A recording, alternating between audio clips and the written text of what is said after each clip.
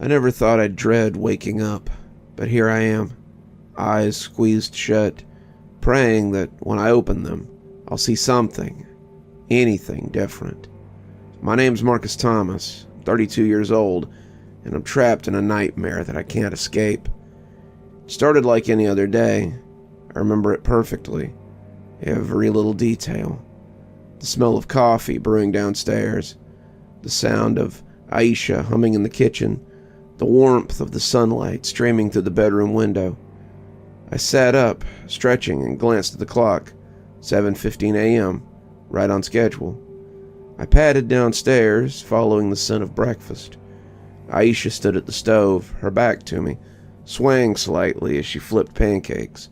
Her dark curls were piled up on her head, and she wore my old college t-shirt, the one with the hole in the sleeve that she refused to throw away. "Morning, beautiful," I said, wrapping my arms around her waist and planting a kiss on her neck. She laughed and leaned back against me. "Morning, sleepyhead. I was beginning to think you'd sleep through your alarm again." "Not a chance," I replied, reaching around her to snag a piece of bacon from a plate on the counter. "Can't be late today. Big presentation, remember?" Aisha swatted my hand playfully. "How could I forget? You've been stressing about it for weeks." We ate breakfast together, chatting about our plans for the day. Aisha had a busy schedule at the elementary school where she taught 3rd grade. I had my presentation to the board, which could lead to a big promotion if it went well. As I was finishing my coffee, Aisha glanced at her watch. "Oh, I better get going. Parent-teacher conference this afternoon, so I need to get there early to set up." She stood, grabbing her bag and her keys. I rose to walk her to the door, as I always did. "Knock 'em dead, babe," she said, stretching up on her toes to kiss me goodbye. "You're gonna do great." "Thanks. Have a good day." "Love you," I said, squeezing her hand. "Love you too," she called over her shoulder as she headed for the car. I watched her pull out of the driveway, waving as she drove. Then I went back inside to finish getting ready for work. The day passed in a blur of meetings and last-minute preparations. By the time my presentation rolled around at 3 p.m., I was running on pure adrenaline and caffeine. But it went well, better than I'd hoped, actually. The board seemed impressed, and my boss even hinted at that promotion as we wrapped up. I was on cloud 9 as I packed up my things, ready to head home and celebrate with Aisha. I pulled out my phone to call her, wanting to share the good news right away. That's when everything changed. The phone rang once, twice, 3 times. Then a voice I didn't recognize answered it. "Hello? Is this Marcus Thomas?" My stomach dropped. Something in the woman's tone sent ice through my veins. "Yes, this is Marcus," I replied, my voice suddenly hoarse. "Who is this?" "Mr. Thomas, this is Nurse Reeves at Mercy General Hospital. I'm calling about your wife, Aisha. There's been an accident." The world tilted on its axis. I grabbed the edge of the desk, knuckles turning white. "What happened? Is she okay?" The pause before the nurse responded lasted an eternity. "I'm so sorry, Mr. Thomas. Your wife was brought in about an hour ago.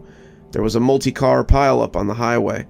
The doctors did everything they could, but I'm afraid she didn't make it. I'm so sorry for your loss." The phone slipped from my hand, clattering on the floor. This couldn't be real.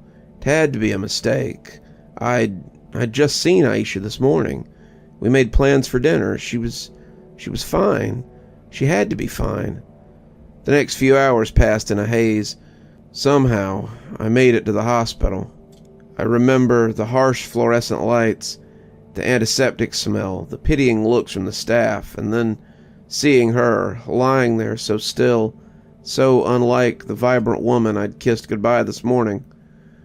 I don't know how long I sat there, holding her hand, willing her to wake up, to smile at me once more, to tell me this was all a cruel joke.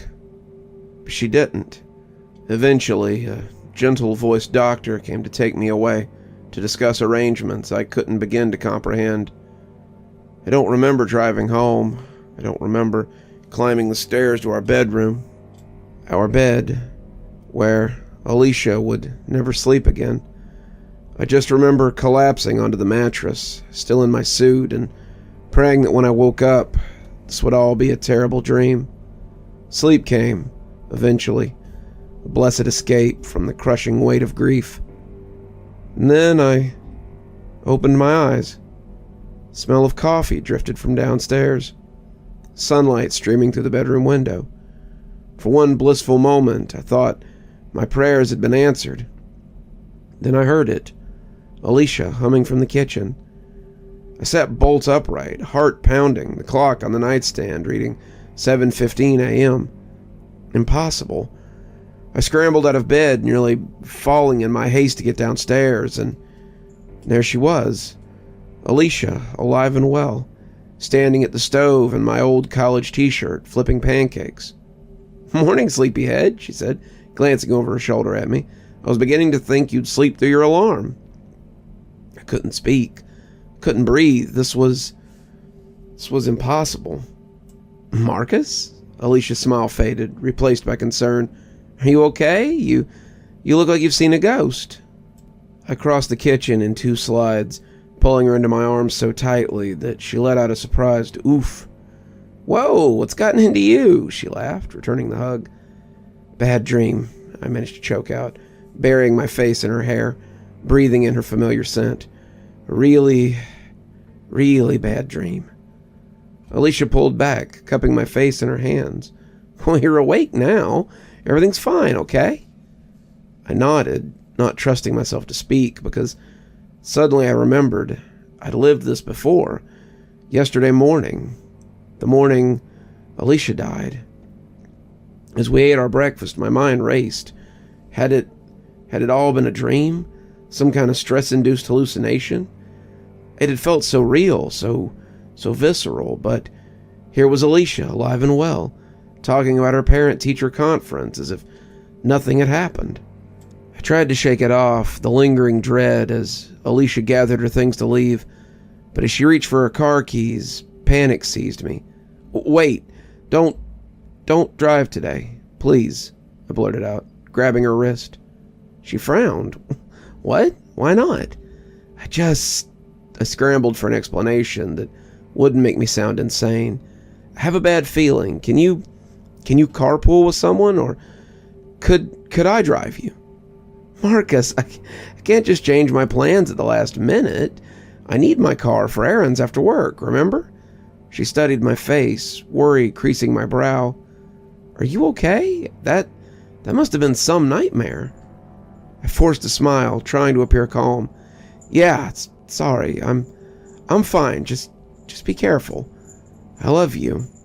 "I love you too," she replied, still looking concerned. "Try not to stress too much about your presentation. You're going to do great." And then she was gone, just like before. I watched her pull out of the driveway, my heart in my throat. I spent the morning in a state of high anxiety, jumping every time my phone rang. But as the hours ticked by with no bad news, I started to relax. Maybe it really had just been a nightmare. My presentation went well, just as it had in my dream, memory. I wasn't sure what to call it anymore, so as I packed up my things afterward, I decided to call Alicia, just to put my mind at ease. The phone rang twice, 3 times. "Hello? Is this Marcus Thomas?" Ice flooded into my veins. Same voice, the same words. "Mr. Thompson, this is Nurse Reeves from Mercy General Hospital. I'm calling about your wife, Alicia. She's been in an accident." No. This couldn't be happening. Not again. "What happened?" I demanded, even though I already knew the answer. "I'm so sorry, Mr. Thompson. Your wife was brought in about an hour ago. There was an accident at the school where she works. A student parent became violent, and I'm afraid Alicia didn't make it. I'm so sorry for your loss." The phone slipped from my numb fingers. This wasn't real. It couldn't be real. But as I raced to the hospital, as I saw Alicia's still form once again, as I held her lifeless hand, I knew it was all too real. And I knew with a certainty that chilled me to the core that when I woke up tomorrow, it would all begin again. I don't know how many times I've lived this day now. 10, 50, 100. They They've all blurred together in a nightmarish haze of grief and desperation. Each morning, I wake up at 7:15 a.m. Each morning, I rush downstairs to find Alicia alive, humming in the kitchen. Each evening, no matter what I do, I receive that dreaded phone call. I've tried everything I can think of. I've begged her to stay home. I've faked an illness, a family emergency. I've disconnected her car battery. I've slashed her tires. I've hidden her keys. I've called the school with bomb threats. I've tried to get it shut down for the day. Nothing works. If Alicia stays home, she dies in a house fire. If she can't drive, she takes the bus, which crashes. If the school closes, she goes to run errands instead and gets caught in a store robbery gone wrong. It's like the universe itself is conspiring to take her from me, over and over and over again. Today I decided to try a different approach. Instead of trying to keep Alicia home or safe, I'll stay with her all day. Maybe if I'm there, I can protect her. When she leaves for work, I follow in my car. She notices, of course, pulling over after a few blocks. "Marcus, what are you doing?" she asks as I approach her window, her voice a mix of confusion and concern. I need to be with you today," I say, knowing how crazy that must sound. "Please, Alicia, trust me. It's important." She studies my face for a long moment and then sighs. "Okay, get in, but you're explaining on the way." As we drive, I try to tell her the truth about the time loop, about her dying every day, about my desperate attempt to save her. Alicia listens silently, her knuckles white on the steering wheel. Finally, she says, "Marcus, I think you need help. This isn't normal. Maybe we should go to the hospital instead of work." "No," I said, making her jump. No hospitals. Please, Alicia, just let me stay with you today. If nothing happens, I promise I'll get help tomorrow." She agrees, reluctantly. We spend the day together at her school. I hover anxiously, scanning for threats, jumping at every sudden noise. Alicia's colleagues give us odd looks, but she makes excuses about a family situation. As the final bell rings, I begin to hope maybe this time it'll work out. Maybe I've finally broken the cycle. We're walking to her car when I hear the screech of tires. I turn to see a car careening towards us, the driver slumped over the wheel.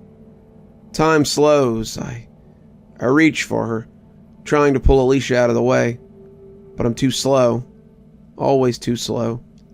The impact throws us both. I hit the ground hard, my vision blurring.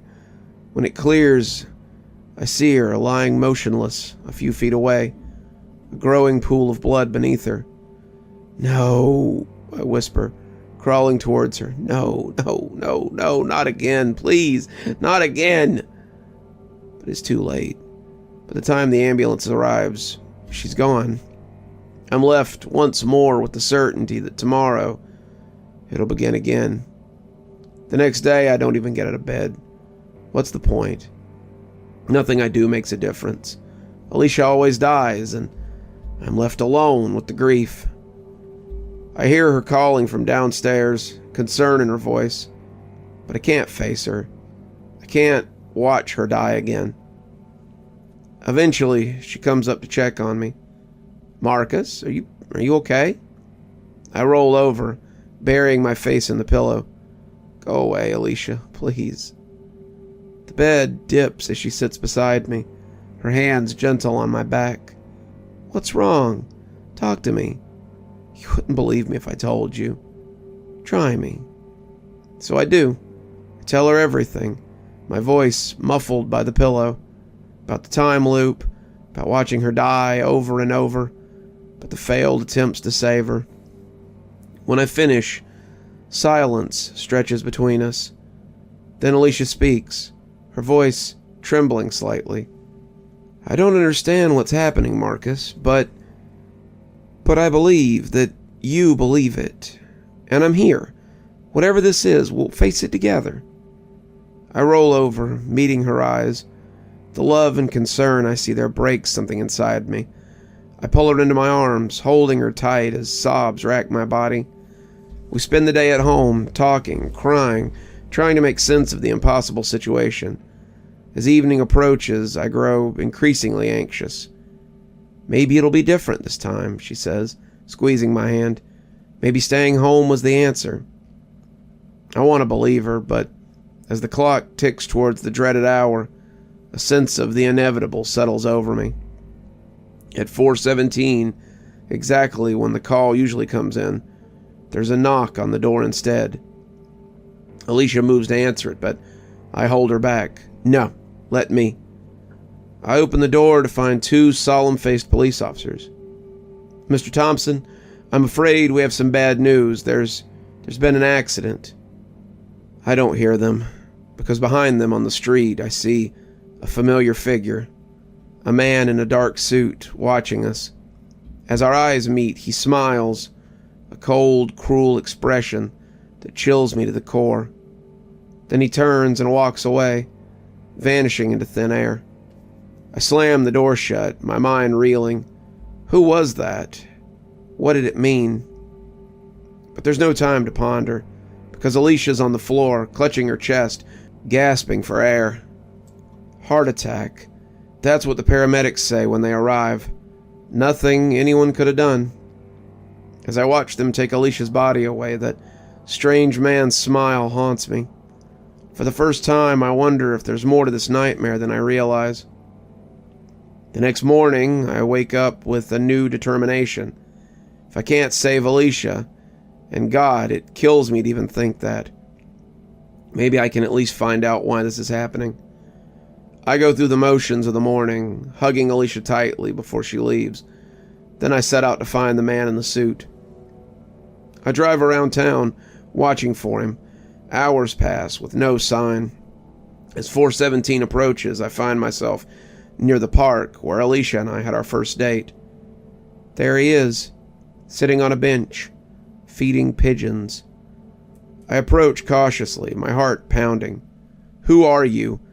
Why are you doing this to me?" He looks up, the same cold smile on his face. "Ha, Marcus, I was wondering when you'd find me. You know my name?" "I know everything about you, Marcus." "And Alicia." A chill runs down my spine. "Are you... what? Are you God? The devil?" The man's laughter rings out, harsh and mocking. "Nothing so grand, I'm afraid. Think of me as an interested observer." "Observer of what?" I asked, my fist clenched at my side. He stands, brushing breadcrumbs off of his suit. "Of you, Marcus. Of your pain, your grief, your desperation. It's all quite fascinating, really." Rage boils up inside me. I lunge at him, intent on wiping that smug smile off his face. But my hands pass right through him, like he's made of smoke. Now, none of that. We're just getting to know each other." "Why? Why are you doing this?" The man's smile fades, replaced by a look of cold curiosity. "Why? Because I can. Because your suffering amuses me. Because I want to see how long it takes to break you completely." His words hit me like a physical blow. I stagger back, shaking my head in denial. No, this can't be real. You can't be real." "Oh, I'm very real, Marcus. And this is very, very real. For you, at least." My phone rings. 4:17 p.m. I already know what I'm going to hear when I answer it. The man in the suit watches me, his head tilted in interest. "Well, aren't you going to get that? I'm sure it's important news about dear Alicia. I want to run, I want to scream, I want to wake up from this nightmare, but I'm rooted to the spot, trapped in this moment of horror. As I raise the phone to my ear, the man in the suit begins to fade away, but his parting words echo in my mind long after he's gone. "Sweet dreams, Marcus. I'll see you tomorrow, and the next day, and then next. The revelation of the man in the suit haunts me. Each day as I wake to the sound of morning routine, I'm torn between my desperate need to save Alicia and my burning desire to understand, to defeat this cruel entity that's toying with our lives. Today I decide to ignore him completely. I focus all my energy on Alicia, determined to find some way, any way, to break the cycle. "Let's run away," I blurt out over breakfast. Alicia pauses, fork halfway to her mouth. "What? Let's just go. Right now. Get in the car and drive until we can't anymore." She studies my face, concern etching lines around her eyes. "Marcus, what's going on? You've been acting strange for days now." I take her hand, willing her to understand. "Please, Alicia, trust me. We need to leave, now." Maybe it's the desperation in my voice, or maybe it's the love that's carried us through 7 years of marriage. Whatever the reason, Alicia nods. "Okay, well, let's go." We throw some clothes in a bag and hit the road. As we drive out of town, I keep glancing in the rearview mirror, half expecting to see the man in the suit following us. But the highway behind us remains clear. For the first time in what feels like an eternity, I begin to hope. We drive for hours, putting miles between us and the town where Alicia has died 100 times. We laugh, we sing along to the radio, we reminisce about old road trips. As the sun begins to set, we pull into a small coastal town. "Let's stay here tonight," Alicia suggests, pointing to a quaint little bed and breakfast. I check my watch. It's 6:43. We made it past 4:17, past the time Alicia always dies. "We did it," I whisper, tears prickling in my eyes. "We really did it." Alicia squeezes my hand. "Did what, babe?" Before I can answer, a commotion down the street catches my attention. A crowd is gathered, pointing at something in the sky. "Is that a plane?" someone shouts. "It's flying awfully low." My blood runs cold. No, it can't be. The roar of engines fill the air. I grab Alicia, trying to pull her to safety, but it's too late. The plane crashes into the bed and breakfast in a deafening explosion of fire and debris. In the chaos that follows, the screaming, the sirens, the frantic attempts at rescue, I search desperately for my wife. Deep down, I already know. As I stand there, watching the firefighters battle the blaze, I feel a presence beside me. "Did you really think it would be that easy?" the man in the suit asks, his tone conversational. "That you could outrun fate?" I don't look at him. I can't look at him. Why? Why her? Why us? He shrugs, the moment visible from the corner of my eye. "Why not? Your pain is exquisite. Your love, your desperation, your growing madness, it's all so deliciously human. I'll stop you. Somehow, I'll find a way." His laughter's like broken glass. "Oh, Marcus, I do hope you try. It'll make this game so much more interesting." I wake up the next morning with a new plan. If I can't save Alicia by changing her fate, maybe I can save her by changing mine. I go through the motions of our morning routine one last time, savoring every moment with her. As she leaves for work, I kiss her deeply. "I love you," I say. "Always remember that." She smiles, a little puzzled. "I love you too. You sure you're okay?" I nod, forcing a smile. "I'm fine. Have a great day, babe." As soon as she's gone, I start gathering supplies. Rope, a chair, a notepad. I write Alicia a letter, pouring out everything. The time loop, the deaths, the man in the suit. I tell her how much I love her, how sorry I am I couldn't save her. I beg her to live a full, happy life. Then I prepare the noose. Just before 4:17, I position myself on the chair. My plan is simple. If I die first, maybe the loop will break. Maybe Alicia will live. As I stand there, heart pounding, the man in the suit appears. My, this is certainly a new approach. Go to hell. You first, he smiles, cold and cruel. I take a deep breath, close my eyes, and step off the chair. The rope pulls tight, and I wake up gasping, back in bed. 7:15 a.m. Another failed attempt. But something's different this time. There's no smell of coffee, no sound of Alicia humming downstairs. I rush to the kitchen, my heart in my throat. It's empty. It's cold. Alicia, I call out, panic rising. Alicia, where are you? She's not here, Marcus, a familiar voice says from behind me.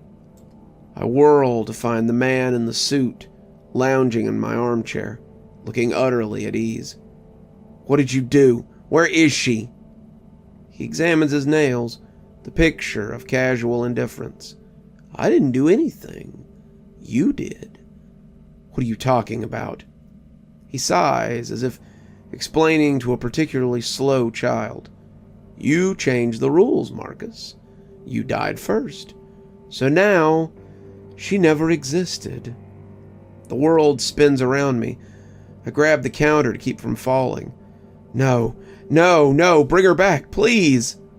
I can't bring back someone who was never born, he says, standing. But don't worry. I'm sure we can find a new way to continue our little game.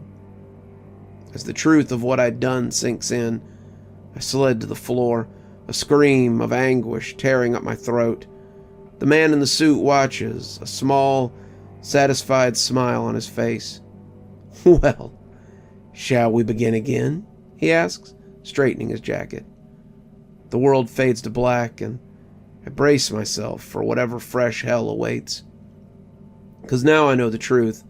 There's no escape, no way to win, just an eternity of loss and pain, and the cruel smile of the man in the suit. But as consciousness returns, something feels off. The bed beneath me is harder than usual. The air smells different, antiseptic, sterile. I open my eyes to find myself in a hospital room. Machines beep steadily around me, and there, holding my hand, her eyes red-rimmed from crying, is Alicia. Oh my God, Marcus, can you hear me? I try to speak, but my throat is dry, raw. Alicia holds a cup of water to my lips. What happened? You've been in a coma for 3 months. There was an accident on your way to work. The doctors, they weren't sure you'd ever wake up. My mind reels. A coma? Was it all a dream? The time loops, the deaths, the man in the suit? As if summoned by my thoughts, I see a flicker of movement by the door. The man in the suit stands there, watching. But this time, his smile doesn't seem cruel. It's almost approving. He nods once, then vanishes. Marcus, are you okay? Alicia asks, her voice pulling me back. Should I call the doctor? I look at her, really look at her. My beautiful, vibrant, alive wife. Whatever happened, whatever was real or not real, none of it matters now. I'm okay. Everything is okay, I say, squeezing her hand. As Alicia calls the doctor, I close my eyes, savoring the feeling of her hand in mine. I don't know if I've won, lost, or simply been released from some cosmic game, but I do know one thing. I'll never take a single moment with Alicia for granted again.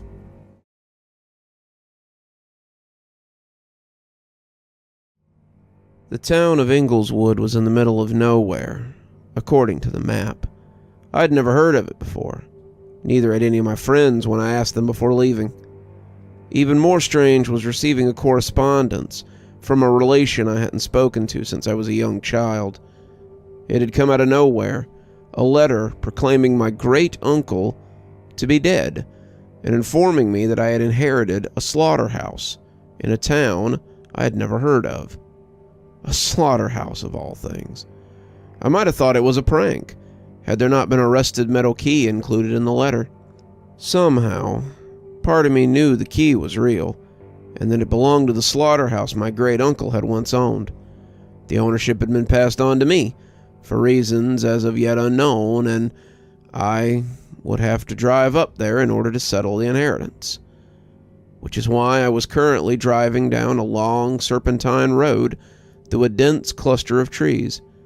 It was still early afternoon, but the sky was gray and heavy, casting a dismal pall over the forest. Shadows crept out of the trees and onto the road, making it difficult to see without my headlights. I shuffled forward in my seat, hands gripping the wheel tighter as the trees grew around me. I'd been driving for just over 3 hours now, and it had been at least 30 minutes since I'd seen another car. According to my map, I should almost be there, yet I hadn't seen any signs of civilization. Nothing but empty fields and abandoned, ramshackle buildings in the middle of nowhere. And now, this forest that seemed endless and labyrinthine. The tires hit something in the road and the car jerked, throwing me forward in my seat. I slammed my foot on the brake and the car skidded to a halt, gravel hissing underneath my tires. I glanced in the rearview mirror and spied a shadow in the road, and I couldn't tell what it was. Had I hit an animal or something? I hadn't even seen anything. I debated ignoring it and driving off, but in the end, I cut the engine and climbed out of the car. The air beneath the trees was cold, and goosebumps prickled the back of my neck as I walked over to the misshapen lump in the road.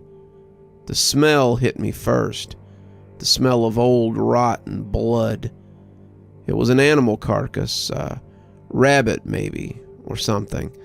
It was too mangled and bloodied for me to tell. Flies buzzed around the torn flesh, the gray glint of bone poking from beneath the fur. Whatever it was, it had been dead for a while. I stood up and shook my head, lip curling against the stench. I'd move it off the road, but I didn't have anything with me that would do the trick, and I'd rather not touch it without proper protection. I would just have to leave it. Maybe carrion birds would come and pick it up later. I returned to my car, feeling a little bit nauseated, and drove off, watching the dead animal disappear behind me. 15 minutes later, and I finally broke free of the forest. Muted gray sunlight parted the clouds, dappling my windshield. On the other side of the trees were more fields, still noticeably empty. Found it odd that there were no cattle around, no sheep or pigs either. What was the use of a slaughterhouse if there was nothing to slaughter? In the distance, I glimpsed a small cluster of buildings. It was more like a settlement than a town. Stone and brick and straw. Not the kind of place I expected to find myself inheriting a building. Had my great uncle really lived out in the middle of nowhere? Was that why I'd never heard of him? The road turned loose and rutted, and the car jerked and bumped as I drove closer to the town. A small sign, weathered and covered in mud, read, "Welcome to Ingleswood." At least it had a sign.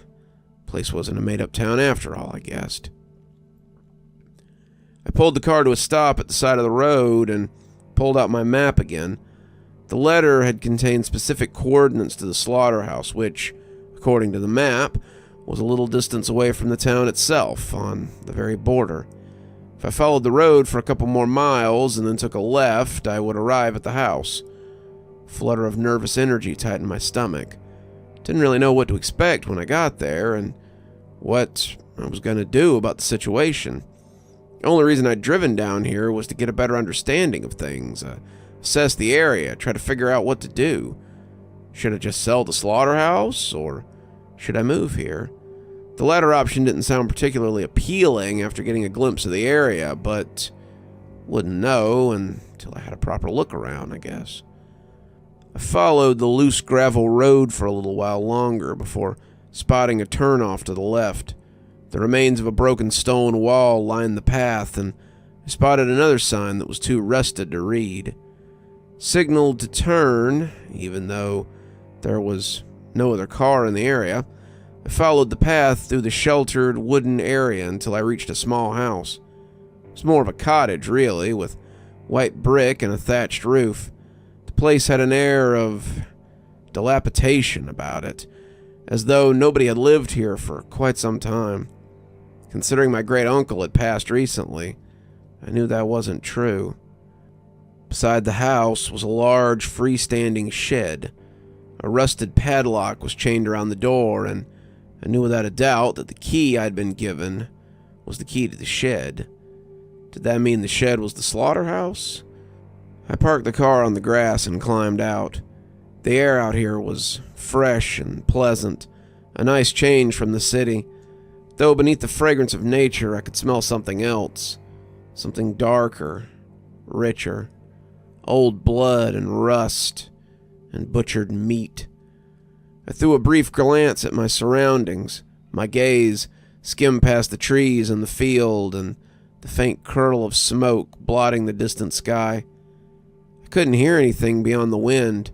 No bird song, no chittering bugs. Couldn't hear cars or people or anything that would suggest there was a town nearby. I let out a sigh. Maybe it would feel lonely living out here.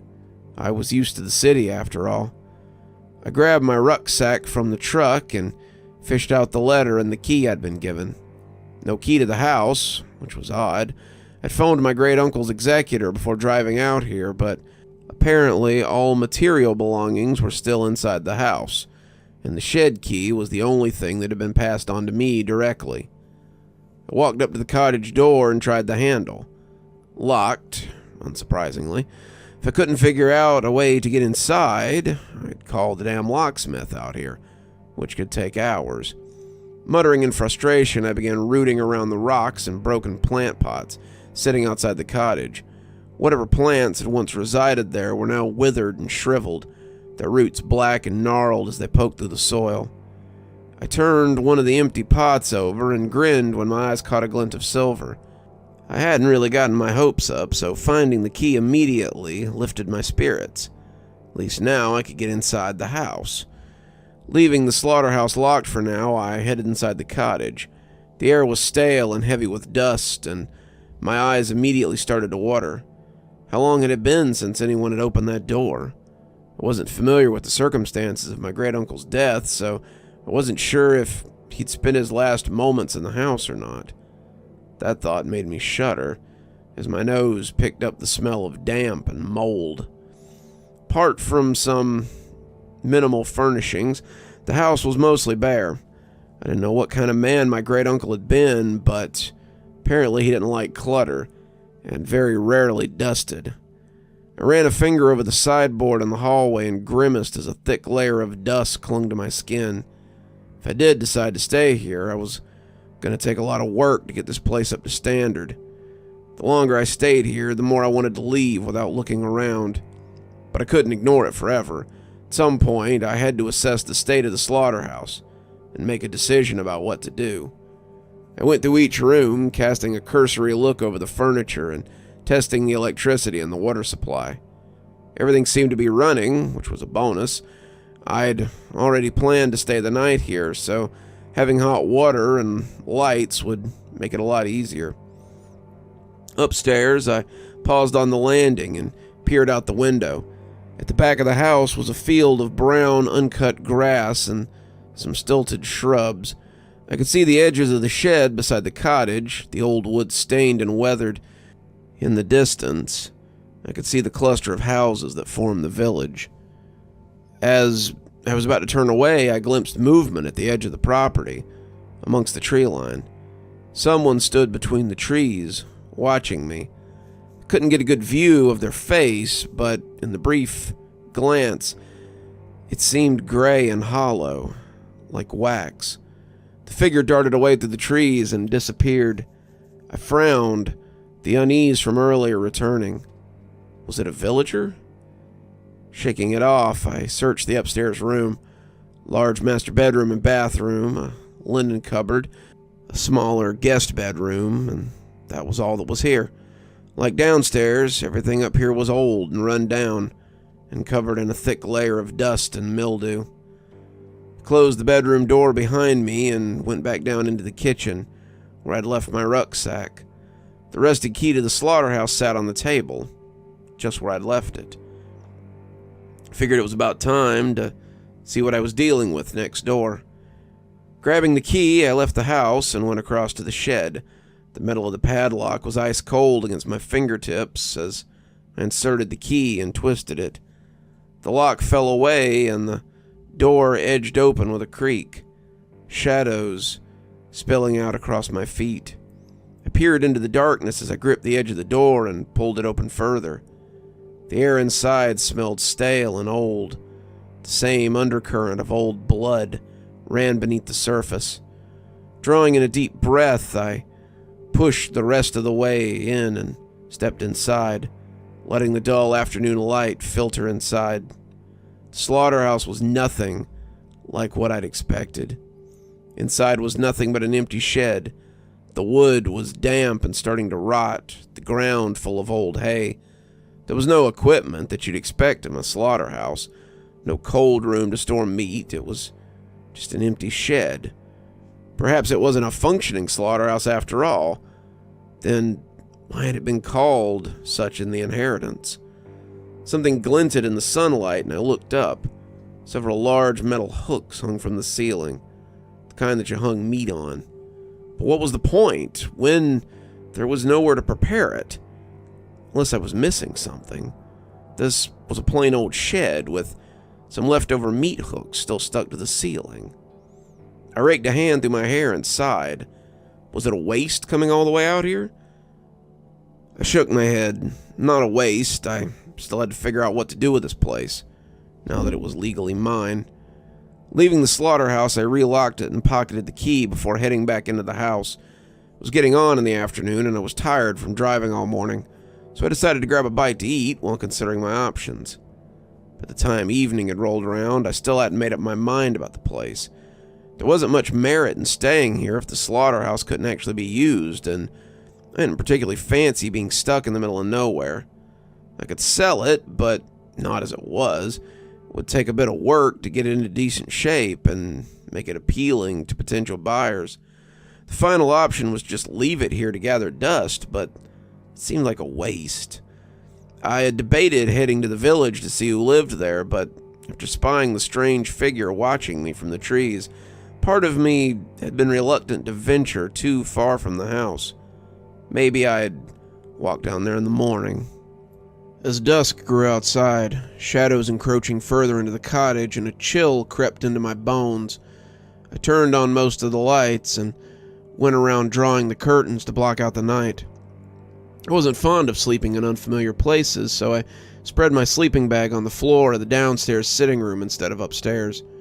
Using hot water from the kitchen, I made myself some instant noodles and ate them from the packet, listening to the radiator clank and groan as it rattled to life. Being on my own in a strange house was starting to make me feel a little unsettled, so I turned on the television to fill the silence. Nothing but static burst from the screen, so I switched it off just as quickly. With nothing else to do, I headed to bed early. I nestled into my sleeping bag and spread another blanket over me to ward off the chill. Fell asleep the second my head hit the pillow. I woke up early the next morning to the sound of someone tapping at the window. Blinking away the grogginess, I sat up. The room was still dark, shadows lingering around the edges. I reached over to switch on the lamp and stretched the crinks out of my neck from camping on the floor all night. What was making that noise? The curtains were still drawn, but I could see movement in the gap between the edges. Climbing stiffly to my feet, I walked over to the window and tentatively pulled the curtains aside, peering out. A beady black eye stared back. It was a crow.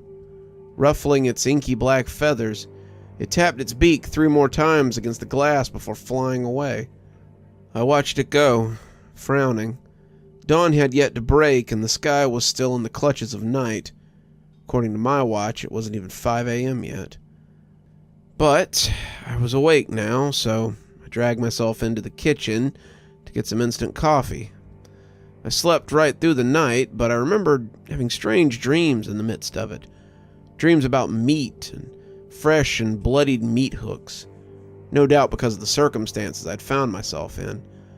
When I returned to the living room, I found the key to the slaughterhouse sitting on top of my rucksack. I thought I'd left it on the kitchen table, and seeing it elsewhere left me momentarily disconcerted.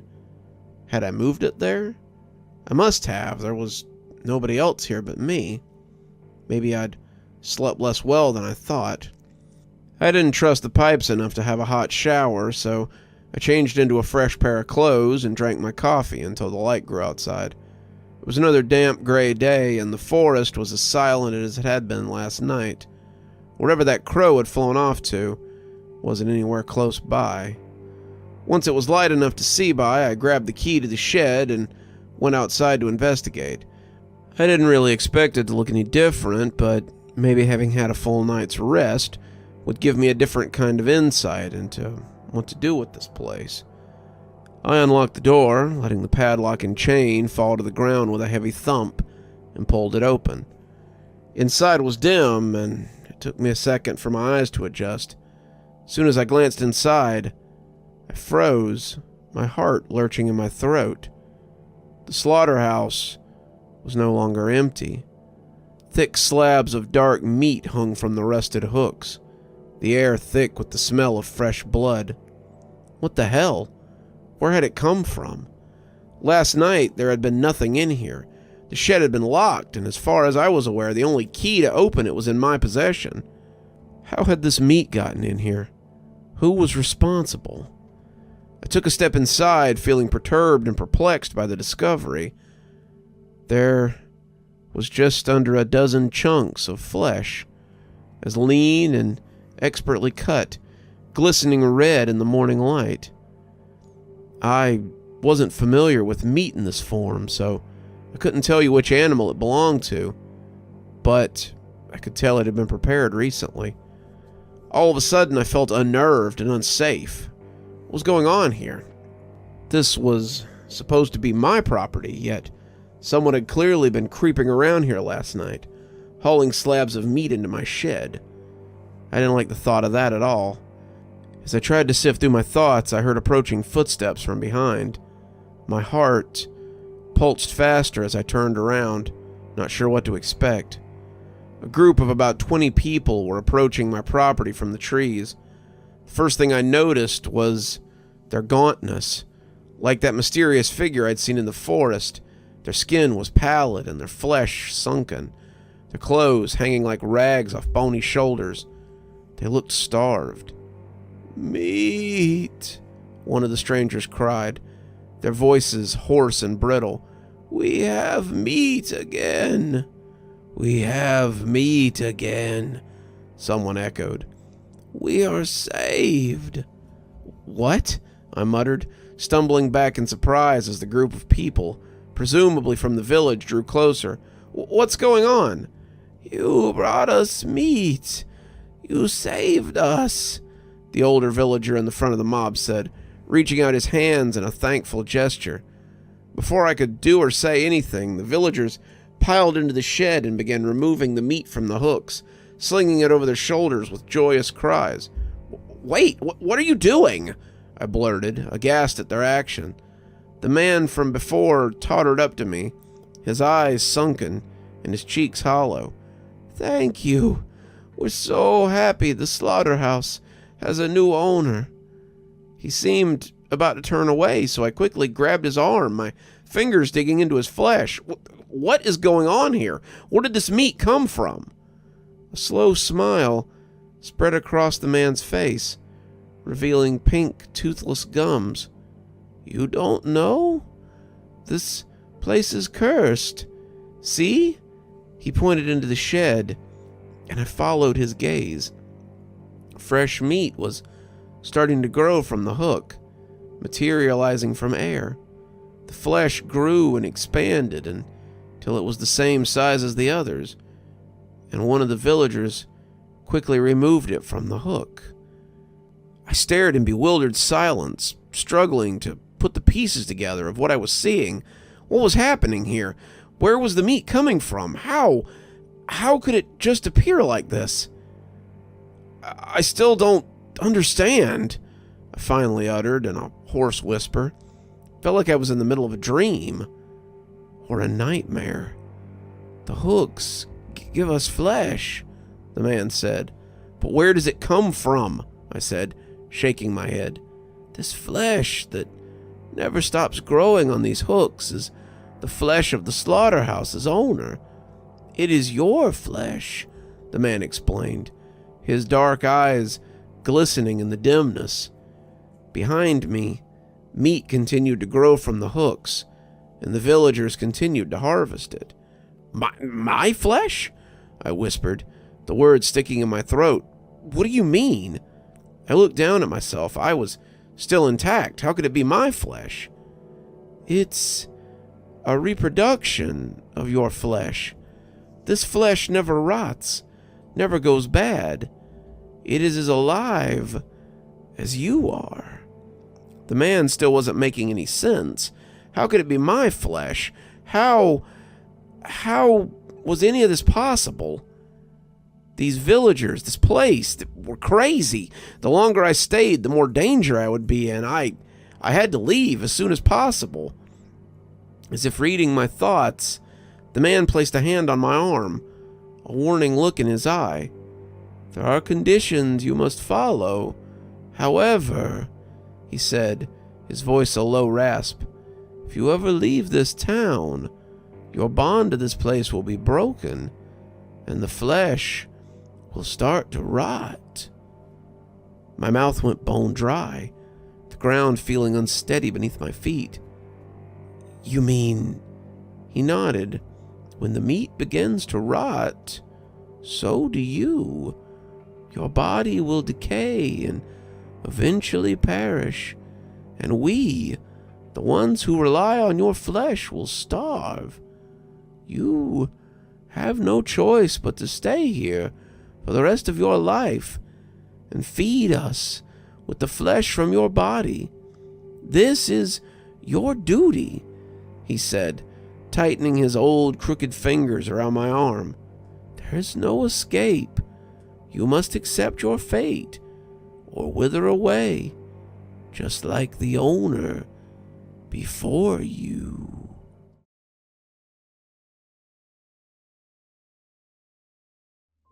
It all started when I went to get some hair product I ordered at my barber shop. You can't get it anywhere else. The owner of the shop is Terry, a sweet, or so I thought, elderly man who owned the shop for 40 years. It was usually only him working there, along with a few odd others that came and went. I'd been going there ever since I moved to town a few years back. He always gave me the best haircuts. When I arrived to pick up my stuff, I saw that he wasn't in his usual post, sitting in a chair at the register. Instead, I saw a silhouette in the back room behind a curtain. I heard some pretty unsettling choking noises coming from behind that curtain, too. I thought Terry might have been choking, so my hero instinct kicked in, and I rushed to the back room to assist with what I thought was a choking Terry. As I was about to pull the curtain back, Terry came out at an extreme speed and said he was choking on a sandwich for a second, but it had come back up. I felt relieved, but also a little confused. Terry looked frazzled, unkempt, sweaty, like he had just gotten in a fight or been lost in the forest for a couple of days. He brushed it off and gave me my hair product. He also threw in a shampoo, which was enjoyable, until it felt like Terry was digging into my scalp really hard with long, sharp nails. When I went home, I checked in the mirror to see if Terry had done any damage, and sure enough, there were quite a few scratches. They were almost like cat scratches, but nothing too major. I doused the top of my head with isopropyl alcohol, and it burned like hell. I hoped that I didn't have any infection from that old man. I processed the strange occurrence at the barber shop as I drifted off to sleep that night. The second occurrence is when things started to get really strange. It was my next appointment at the shop, about a few weeks after my previous appointment, to grab some hair product. I came in expecting Terry to be at his usual spot, but once again he was absent. I noticed there was no one else in the shop, except for Terry, sitting on one of the chairs, looking into the mirror with a maniacal look on his face. I went up to him and called his name to try to get his attention. He didn't move. I put my hand on his shoulder and looked closely at his face, his eyes looking bloodshot and his pupils extremely dilated. I shuddered as I looked at him. Soon after I put my hand on him, he suddenly lunged out of the chair towards me, knocking me to the floor. He almost had me pinned to the ground. His eyes were murderous, and his smile was even bigger as he brought a pair of scissors from his hand and put them close to my neck. Then suddenly he froze, and I too was frozen in sheer terror. I was stuck there for a bit, staring into the lifeless eyes of this old fella that I'd really come to like. After I finally came to my senses, Terry was still just frozen over the top of me. I got out from under him and ran as fast as I could for the door. After I got home that day, I was high-strung. I was cursing, throwing things across the house, and pacing back and forth for hours. What in the hell should I do? I asked myself. The cops really wouldn't believe that a sweet old man, always kind, smiling, and telling stories while he cut your hair, would act like Chucky from Child's Play. Hell, most of the police force probably got their hair cut by him, as there were only 3 barbershops that I knew of in town. Then the thought of a paranormal experience popped into my head. This isn't a movie. There's no way that can actually happen. Maybe he had gone senile. His brain had rotten, and he had gone mad. I tried to stop myself thinking about Terry's delirious behavior, and finally got to bed. I ended up doing it anyway. I phoned the police the next day and told them the gist of what had happened, how Terry had tried to assault me with a pair of scissors. They had me come down to the shop for their investigation, because I was the only witness. When I got there, I told them in great detail what had happened the day before. When I finished the story, I could tell that they didn't really believe me. Terry was the only one at the shop when the police arrived, and he seemed to be back to his usual sweet old man self, contrary to the demon I had encountered just the day before. For the safety of the public, I had them try and get a search warrant for the shop. I mainly just wanted them to search the back room, where I'd heard that odd noise. They succeeded and searched the shop, but they ended up finding nothing incriminating, even in that back room. I had figured that would happen. They wouldn't find any dirt on Terry, and I would likely look like a suspicious fool. Bringing the police into this probably just further influenced Terry's unprompted rage against me. I wondered if when I heard those noises from the back room and went to investigate, maybe I saw or heard something I wasn't supposed to. When it was all said and done in the shop, I was in an interview with the police again. I abruptly felt the piercing gaze of something and averted my eyes from the officer. Standing in the shop window was Terry, his pupils the size of dimes and an unnatural cannibalistic grin on his face. It made me let out a shriek, and the officer looked at me concerned. "You all right, son?" "Yeah, just a sharp pain in my leg." My eyes again drifted back to the spot where Terry had been standing, but he was no longer there. The officer then looked to where I was looking. "What you looking at, kid?"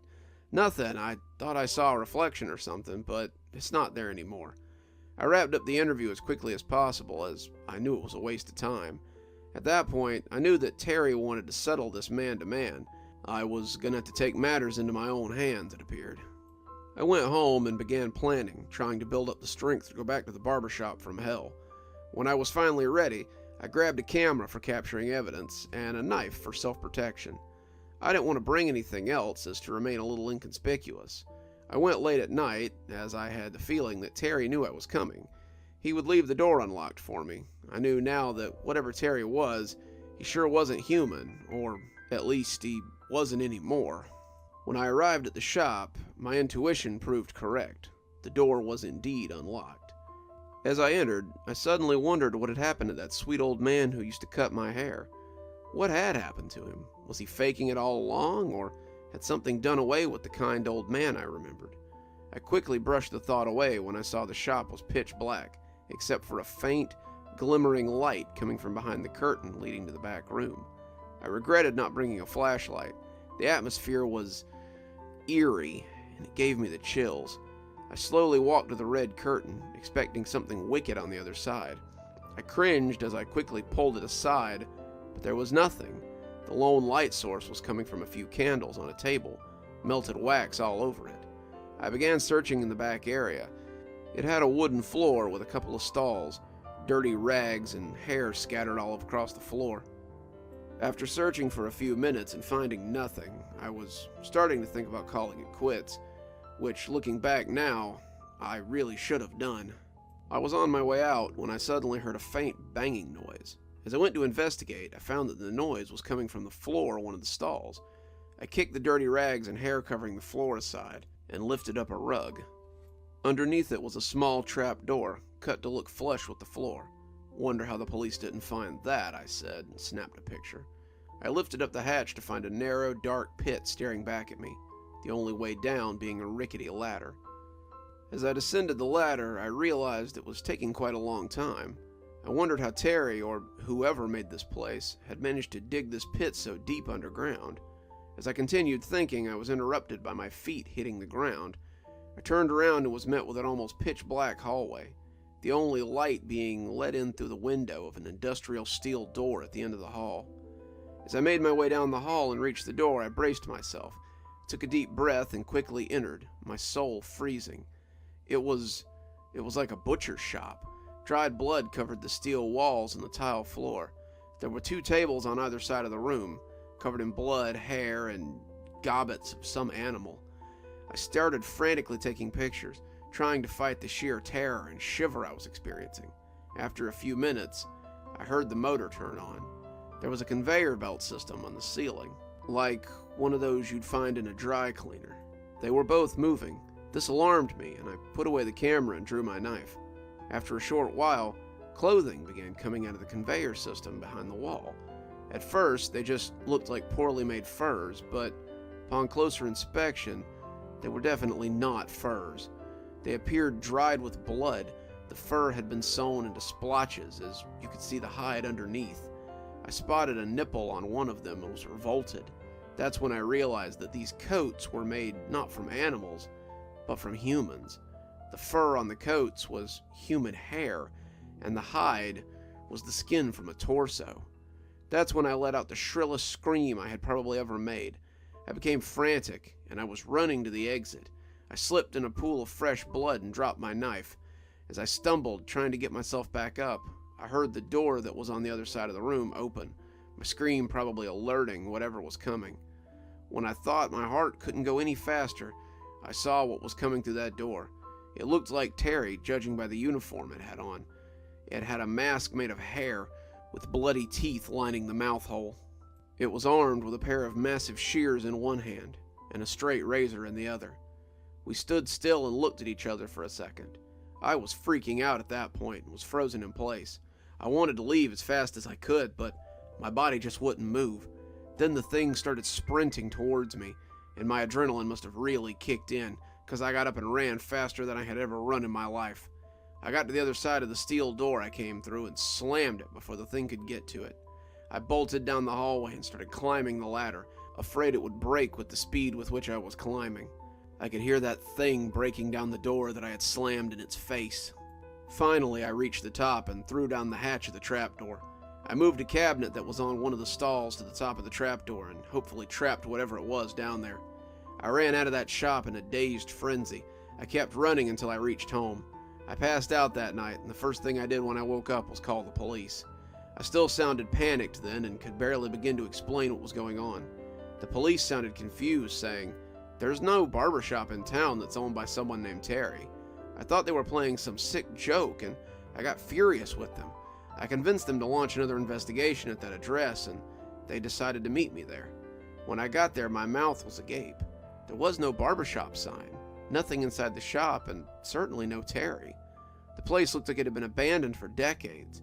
I felt like I was going insane, and I bet the cops also thought I was a loony. I didn't even want to try to explain to them what had happened, because they seemed absolutely oblivious to it. I then remembered that I had the camera with the photos, and decided to show that to them. They took it into evidence and had the film developed. The film, however, had somehow been exposed to sunlight, and the pictures didn't show up. Even though I had bought the film the day before I went to the shop that night, the police wrote me off as some paranoid lunatic and thought nothing of the whole thing. It was almost 5 years ago. I've moved back to my hometown, trying to escape the torment of being in that place, where I almost lost my life in that barbershop from hell. What's making me write this, however, is that I received a letter in my mailbox today. "Hey Mike, it's Terry. I sure do miss you. When's your next appointment? I really look forward to seeing you again." It was sent from a Terry's barbershop, with an address in my current town.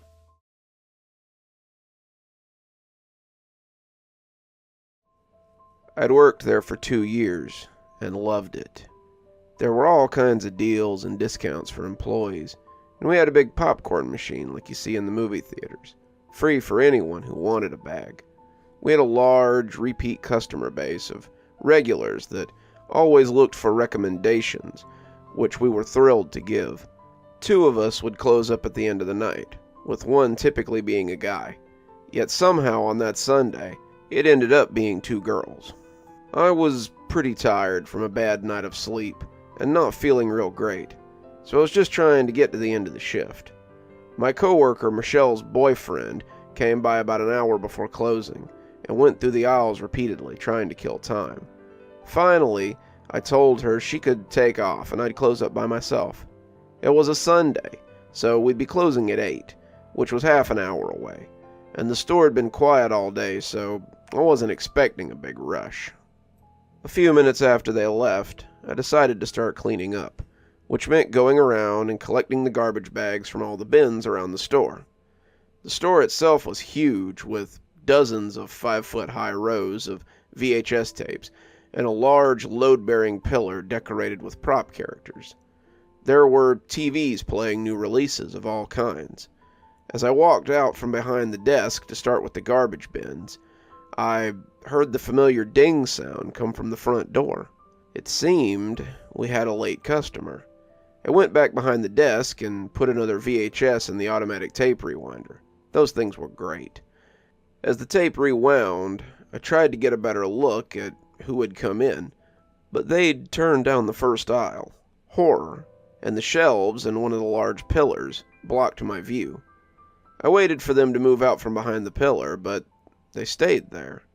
Then the tape popped up in the rewinder, and I let out an embarrassing gasp.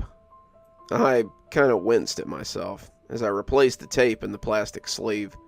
I set another tape to rewind and decided to start collecting the garbage near the front. When I got up to the horror aisle, the customer was gone. The store was quiet. I walked down the aisle and turned to the right where I could see down 2 more rows. There was no one. I went down another row and walked out to the main aisle leading to the desk and came face to face with the customer. He was a man in his mid-20s, about 6 feet tall.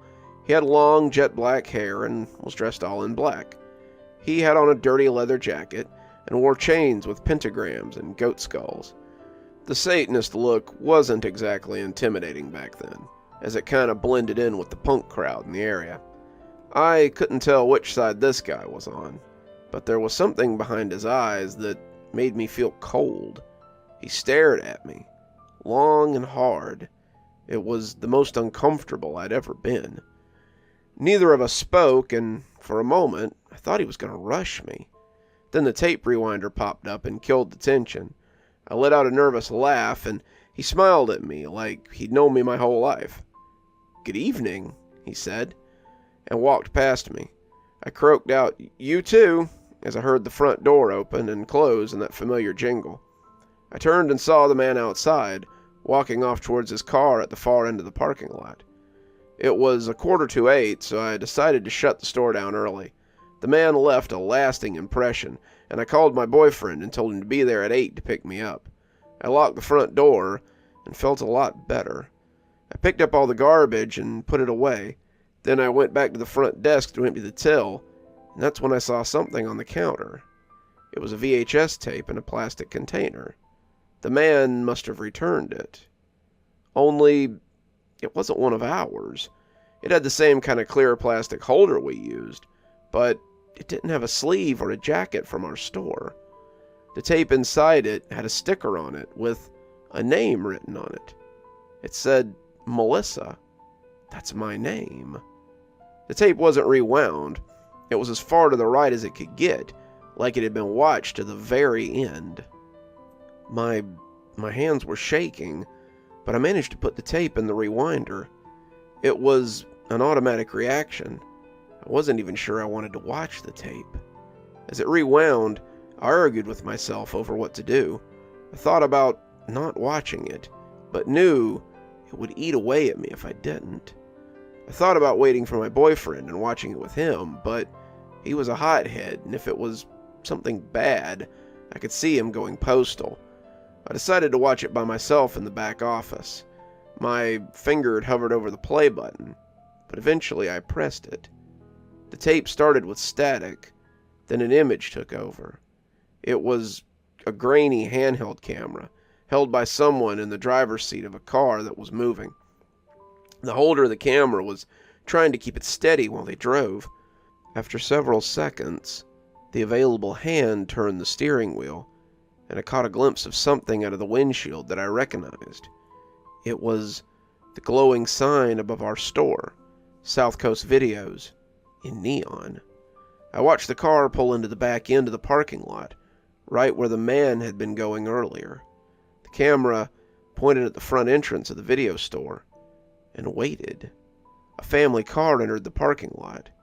My boyfriend. It pulled up in front of the store, and I watched myself kiss him as I got in.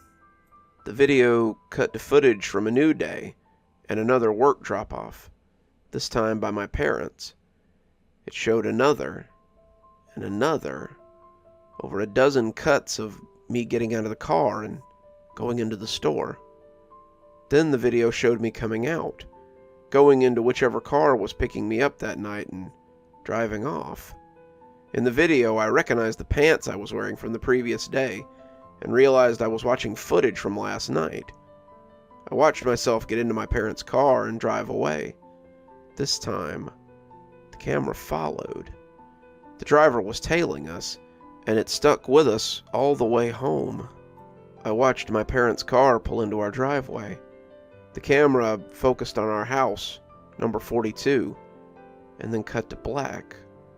For a moment I thought that was it, but the tape had more. A new image flickered on. It said it was just after 3 a.m. It was from inside the car again, and it was pointing at my house. The driver's side door opened and the camera got out. It moved across the street and towards the side of the house. The camera pointed in through the window along the side as it moved towards the backyard. I saw the living room, the dining room. They were both dark and empty. At the back door, there was a fumbling and jangling before a small metal tool was brought out and jammed into the lock. It was twisted, and the door popped open. My heart went from beating 1,000,000 times per second to not at all. The man was inside my house. The camera switched to the grainy night vision and moved through the empty kitchen. It entered the living room and looked at photos hanging on the walls and books stacked on the shelves. It took the whole room in. Then it turned to the staircase that led up to the bedroom. The camera moved up the stairs quietly and reached the second floor. I pressed stop on the VCR. I wasn't sure I wanted to continue. I reconsidered getting my boyfriend and asking him to watch and tell me what had happened. But I had to know. I pressed play. The tape began with the camera looking left, then right down the hallway. I knew that to the right was my younger brother and sister's room, and to the left was the bathroom, my parents' room, and mine at the far end. The camera started left, focusing on the door at the end of the hallway. My door. The camera moved past the bathroom and my parents' room without slowing. It came to stop on my door. A hand reached out and turned the knob. It opened a crack, and a hand slipped in further, bringing the camera with it. My bedroom door closed with the man on the inside. The camera found my bed, and there I was, sound asleep. My thumb hovered over the stop button on the VCR, ready to end whatever it was about to see before it traumatized me for life. The camera was placed on my desk, facing the bed. The man from the store came into view. He carried a rag in his hand. I watched him creep up onto the bed, easing himself across it until he was over the top of me. Then he pressed the rag down over my face. My body trembled and shook and then went still. I pressed stop and threw up in the garbage bin beside the TV. Watching the attack, I'd gotten a horrible, familiar feeling, like a forgotten memory reappearing after being lost. I took a few minutes, collecting myself, before deciding once again that whatever happened to me on that tape, I needed to know. I pressed play again, and There was the image of my unconscious body in my bed, being straddled by a black-clothed goth psychopath. The man pulled the rag away from my face. He pulled my shirt up over my head, then reached around to the back of his pants. He pulled out a knife with a ceremonial handle and dragged it down the center of my chest without drawing a drop of blood. Then he put the blade to the palm of his left hand and cut. He winced at the pain, but then resheathed the knife and dabbed his right finger on the blood of his palm. The man used the blood to draw all over my stomach and chest. He made strange markings on my skin, taking his time while he did so. Then he finished and lit a candle. He held it with his right hand and put his bloody left hand on my stomach. I could hear him on the tape, speaking quietly, but couldn't make out what he was saying. Sounded like hushed chanting or praying. As he went on, my back began to arch upward and lift off the bed. My mouth opened and I held one long, continuous gasp for what felt like minutes. Then the man stopped, and so did my gasp. I fell limply back to the bed, and the candle blew out. After a moment, the man got up and cleaned the blood off my stomach, using a towel he'd brought. He grabbed the camera from the desk and crept out of my room. Everything went hazy after that. I'd sweated through all my clothes, my whole body trembling, but I still watched the camera sneak back out my house and to his car. The video pulled something back in my memories, a strange, frightening disturbance in the night, only brief flashes and lengths and dismissed as a bad dream. But I had a horrible migraine when I woke up. It all made sense. I showed the video to my boyfriend and he freaked out. We called the police and gave them every bit of evidence there was. But the man was never found. That was years ago, and the only reason I'm thinking about it now is because I'm pregnant. There are strange markings appearing on my growing belly that look a lot like the ones the man drew in his own blood.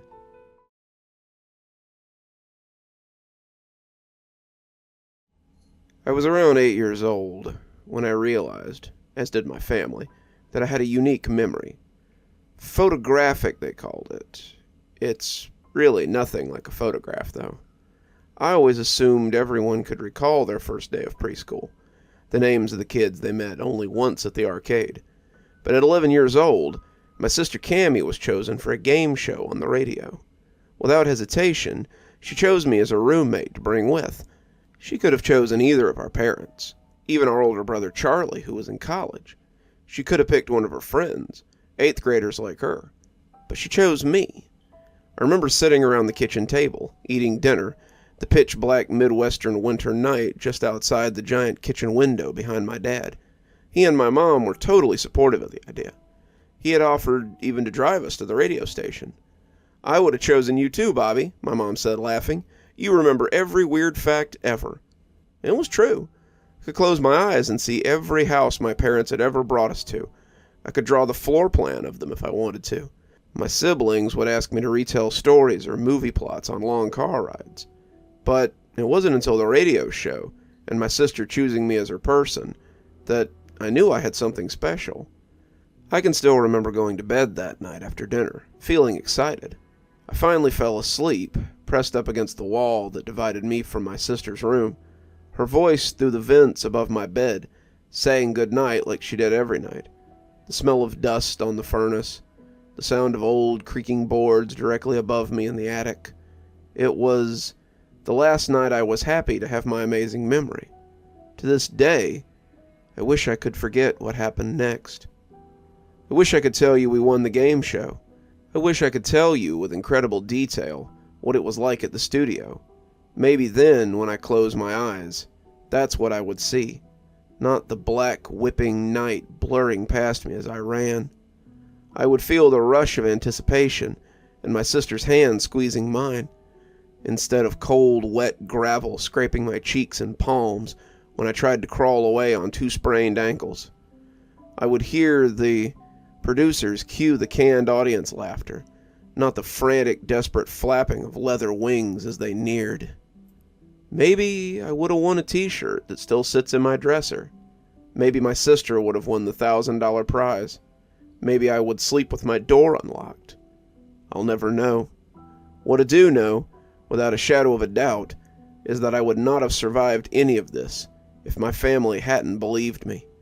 To this day, it's the thing I am most grateful for in the entire world. It was the day after dinner, on Tuesday, February 17th. School had been agonizingly slow, as I knew it would be all week waiting for Friday. It was all we could talk about on the way home. For years, I'd waited for school with Yuki and my best friend Dominic, who lived on the street perpendicular to mine. The creek crossed under Sistrine Drive and wound its way along Dominic's backyard. There are hundreds of childhood memories in my head, of he and I and our siblings jumping over the creek, building bridges from his yard over the creek to the field behind the rec center, sliding on the ice in the winter, or half-assed fishing and turtle catching in the summer.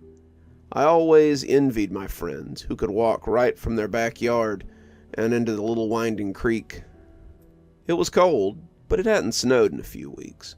There were still some small patches of ice on the sidewalk, but most of it had melted, along with the slurry gray mounds of stale snow along the curbs and in small scattered patches on the grass. There was massive construction happening on the other side of the creek. They were building a stupid business center on the field we used to play kickball in, the crane visible between two houses behind us. Snow was due that weekend, and everything would be coated and beautiful again. The downside of a blanket of snow was the eerie quiet it caused, and how hard it was to sleep at night when the moonlight and the snow were so bright, even with your closed eyes. It was nearly 6 p.m., and the mid-February sky was already darkening. We had stopped under the flickering gold streetlight at the corner of Citrine and Amethyst, the street that I lived on. I remember huddling close in a group, talking. I remember the wind picking up and the edge of the sky glowing purple behind the house along Citrine. This was when my oldest brother, on break for one more week, drove up to the corner in Mom's old sedan. "Hey, Bobby," he called, giving my friends a little wave that they all returned. He was returning some jeans to the mall and wanted me to come with him. It was rare that Charlie asked me to do anything. I think about that a lot. Had he paid more attention to me before that night, would I have gotten in the car? Would things have been different? I think about all the choices I made that led to that happening, but none as much as the decision to get in the car with my older brother instead of walking home that evening. Maybe I wouldn't sleep in my closet. Maybe I'd have a family of my own. I'll never know. Then again, maybe I would have never seen Charlie again. If you asked, I could tell you every moment on that trip to the mall. The conversation we had, mainly Charlie asking if things fit him or were flattering. Charlie had come out to our parents a few months ago. They were not surprised or fazed. He had told me that night that he had gone to the bar and felt underdressed, and now he felt pressured to be fashionable. The last thing Charlie said to me before we got in the damn car was, "It's funny, even if you're different, there's still pressure to be the same." At 8:53 p.m. on Tuesday, February 17th, 1998, Charlie and I were on the front seat of our mother's 1995 maroon Lamino. We were at the final stop sign on the ride home, and it was 38 degrees outside. Pearl Jam's 10 was in the CD player, and we were at the corner of Pondside and Citrine, about to turn left into our neighborhood, and to home, to be with our family. Our mother had lasagna waiting for us. We were third in line at the three-way stop sign. On Charlie's side of the street was Yuki's house, with pretty lanterns lining the paved path to the courtyard of their U-shaped ranch home. On my side, past my window, was the pond. The path that led around the pond and up the hill was bright at the edge from the streetlights, but quickly faded to black, with only the occasional twinkle of a back porch light in the distance. The remains of the moon tower, built in the 70s, were barely discernible against the sky, only via the absence of stars and the shape of the structures that was only recognizable to those of us who grew up there. It was A scene that had made me feel small and afraid countless times. The cold radiating from the windows made me feel even more anxious, though now I realized that it was the adrenaline, an ancient alarm system going off in my bloodstream, survival mode manifesting in goosebumps, and what I mistook for heebie-jeebies. The black of the moon tower against the blue-black of the sky shifted as my eyes started to adjust.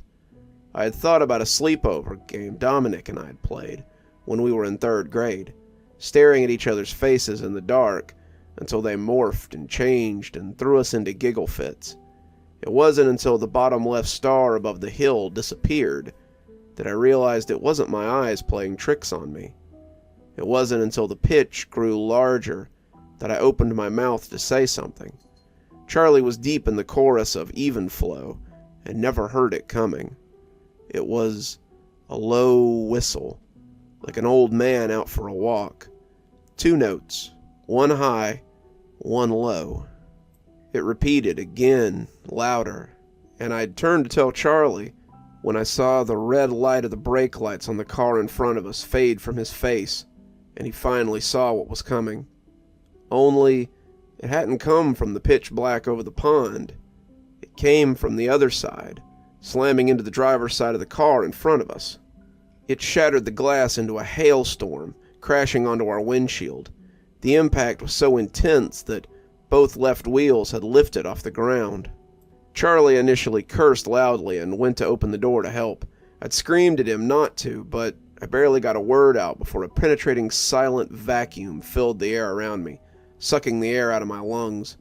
Seconds later, my windows were shattered over me, glass sticking in my cheeks and the wind whipping the blood across my face and into my mouth as I screamed.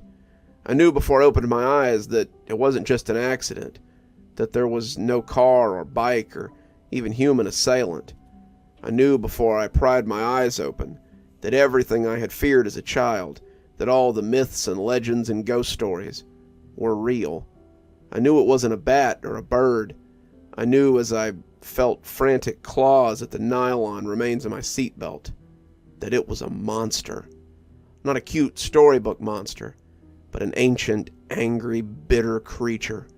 One that had been there long before I had, or the town had, or even people had. The last thing I saw before I felt the hook sink into my shoulder and I was lifted into the black swirling cold was Charlie, slumped over the steering column, Eddie Vinder's voice still calling out to me until I couldn't hear him anymore. Not for 1 second did I think it was a dream. The cold made sure of that. My legs heavily dragged across the broken glass of the car window, ripping my jeans and slamming my legs into the frame. I knew it was real. The biting night sky whipped around me as I violently sank a few feet as the hooks in my shoulder began to slip. I experienced a new level of pain as I felt jagged talons piercing my side, and I folded forward as I was yanked backwards into the pitch. I felt another agonizing piercing on the side of my torso before being yanked up away from the earth and everything I'd ever known. I was pulled into the pitch past the streetlights, but whatever had me was struggling. I fell 20 feet onto the icy hard gravel path, but wasn't freed. Violent metallic screams flooded my ears, and the bones of my forehead and chin were scraped along the gravel path. I desperately clawed at the earth, trying to find anything to grip, but only found fistfuls of gravel and goose crap. The talons in my side ripped out suddenly, and I felt a sickening oozing from my sides. I tried to roll over to my knees, but the pain on each side was horrible, and I felt bile swelling in my throat. A patch of dirty snow was inches away, and I tried to crawl towards it to get some ice on my bleeding injuries. That was when I felt leathery whips on my face and violent snags in my hair, pulling and snapping. My stomach lurched as again I was yanked up into the night, higher into my own icy black death. I tried desperately to grasp onto whatever had me, terrified to fall as we climbed higher. The cold stung my raw shoulders and hips, and I felt my blood freezing. The deep scrapes on my knees and face burned with the wind, feeling like icy razors scraping my cheekbones. My numb fingers found a thick, velvety limb. Coarse hair bristled and slipping under my blood. 6 daggers dug into my skull and neck. Even over the roar of the wind and the pounding of the wings, I could hear a horrible scraping and squealing of claws on my skull from behind. From the inside. I struggled to breathe, blood and vomit filling my mouth and tears threatening to suffocate me. Suddenly, the little air that I had on my lungs was forced out violently as my midsection was slammed into the highest beam of the moon tower. The crunching of my ribs was unmistakable. My vision and even my own thoughts darkened with what I can only describe as wetness. Later, I would be told that my ribs were so violently broken that they had pierced my lungs. For a moment, the moon illuminated my nightmares. I was nauseatingly high up, one eye swollen shut, but I could see the frozen pond, dull and distant. Closer, I could see a row of houses, their windows glowing but cruelly out of each. One house still had its Christmas lights up, complete with a giant light-up plastic mold Santa Claus tied to their chimney. It felt wrong and cruel, a warm and happy impossibility. I looked down to see a stream of my blood pouring from my body in a steady flow, then broken by an aggressive gust of icy wind. I choked on a scream, and I was grabbed again, talons stretching out of the exit wound to my shoulder, birthing brand new ones on my lower back. I couldn't hear my own screams over the wind and the angry metallic shrieks like barbed wire on a rusted trampoline. I remember at this point, I could see the pond shrinking south of me as once again my host struggled with its prey.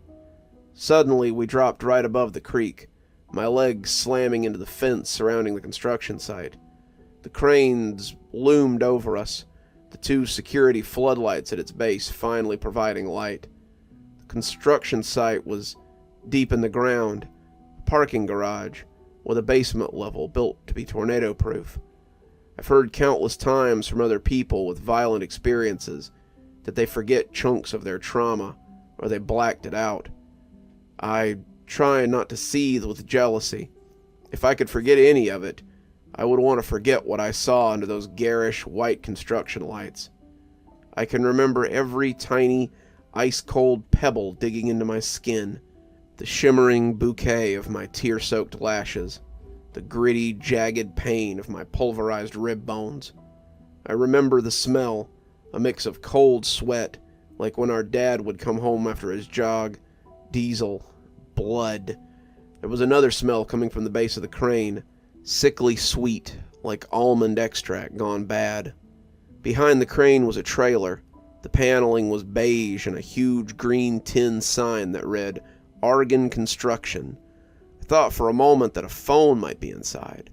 I pulled myself up onto my knees and looked around. It was difficult since my left eye was useless, and my right one was full of tears and blood. My assailant was nowhere in sight. I thought that maybe it had gotten injured or caught on a fence. Stupid. I know now that it simply was rousing its companions, because it was dinner time. I was an offering, like when my cat Nala would bring me dead robins. Here I was, with my wings clipped. I was halfway to the trailer, limping as fast as I could, every step excruciating, breathing like there were pins and needles in me. Even with my sobbing hyperventilation, I heard it. I hear it now. I can always hear it. The 2-toned whistle, haunting and dreadful, like even if I hadn't been at death's door, that tone would still have shaken me, like a doomsday alarm, like useless sirens wailing as meteors crash into the boiling sea. Under the whistle, a thick, wet breath, echoing from beneath the base of the crane, a dark recess in the cold, wet ground, with darkness somehow leaking from it. Darkness so black that only a staccatoed stream was visible. Something was breathing. I wish I could tell you that the construction unearthed something ethereal, a beautiful sleeping giant, an angel, A groundbreaking discovery. But I don't even think it was the construction. I just think she had always been there. Maybe for years she had survived on squirrels or deer. Maybe she thawed during the warm winter. Maybe she was left behind. The first thing I saw was the tattered, jagged tips of wings. Bat-like, narrow, dark-veined like bruised plum skin. Her pulse visibly pumping through the veins that raised and ripped through the paper-thin skin, stretching over her wings so tightly, it seemed painful just to exist. Like she wasn't finished yet. Like she'd been birthed from the earth prematurely. And she was angry. Her hair was matted in clumps, but where it was free, it was long enough to drag along the ground. Slimy and cold and full of dirt, leaves and dirty snow. Her scalp was suffering. I could see her follicles piercing her scalp, like deceased plant roots, bulbous and swollen. Open sores at her hairline showed what I can only stomach to explain as insect activity. Layers of sick, sheer skin being actively eaten away by a miasma. Forehead wrinkles deep and scarred in places. She had no eyebrows or lashes that I could see from my crouched hiding position. Her nose was just a cavity, like a Halloween skull, also swarming with parasites. When she breathed in, a flap rippled across her face, the wetness dripping over her mouth. Her mouth! Years later, an art teacher had told me that while he enjoyed my monstrous horror drawings, that even special effects departments had boundaries, and I would be unlikely to get hired if I didn't tone it down or attempt to make them more realistic. If only he had known I was following his rules, drawing what I knew. She had the familiar sagging of a toothless old woman with flat, cracked, corpse-like lips. But then she parted them. The rot was dizzying. Her gums had been clawed away, scabs and scars and thick bands of roped grayish mauve flesh. Her top and bottom jawbones were not simply bared. They were jagged, layered razors, filed, but not with anything modern or sharp or particularly clean. Time, madness, desperation had filed and shaped that nightmare maw. Makeshift teeth of rocks had been maniacally shoved under the skin, adhered with infection and growth. The entire left side of her face was worn through layer by layer. Her tongue slipped in and out of what could have been her throat, sharp, gaunt collarbones literally piercing through that tissue-like skin, dark, rancid blood pooling in the deep recesses of her collar. She had one misshapen breast. The left side of her chest was deeply scarred and textured, as though it had been burned. Her fingers were bones with jagged talons blackened at the tips. Thick scar tissue marred her shoulders, where her wings took her from somewhat humanoid to monstrous. Scars. Scars everywhere.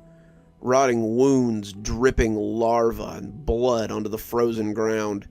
I wish I could forget the momentary warmth I felt as urine poured down my legs, immediately freezing and burning, sticking my jeans to my raised and bloody shins.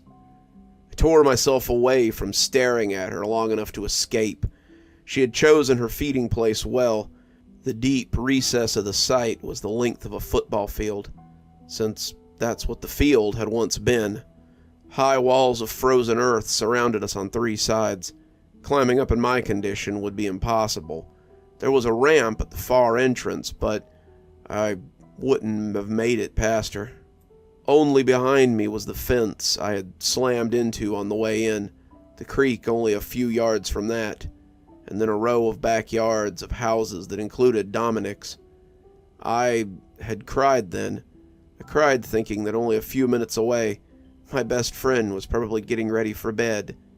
Then he would always remember the night before He woke up to find out his best friend was dead. He had no idea that my blood was spilling all over the place that we had run and played in. He was warm, with his own mom just feet away. I sobbed, thinking of my own mother. It wasn't the idea of her finding out too, or knowing I would never see her again. It was the guttural, instinctual, painful need for her.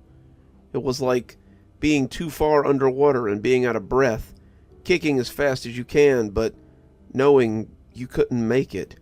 I needed her, but wouldn't make it to the surface. To her.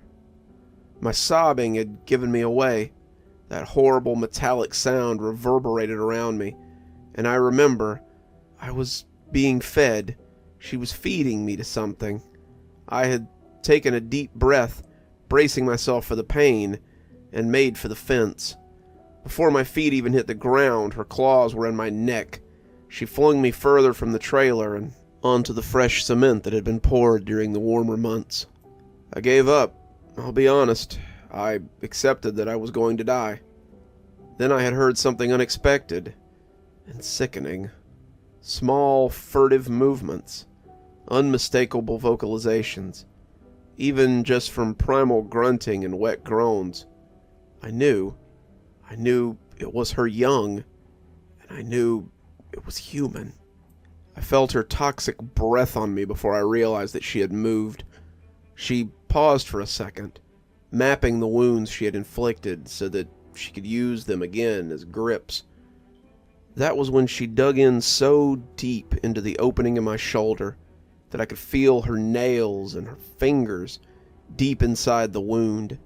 She flung me further across the cement, closer to the sickening, furtive movements.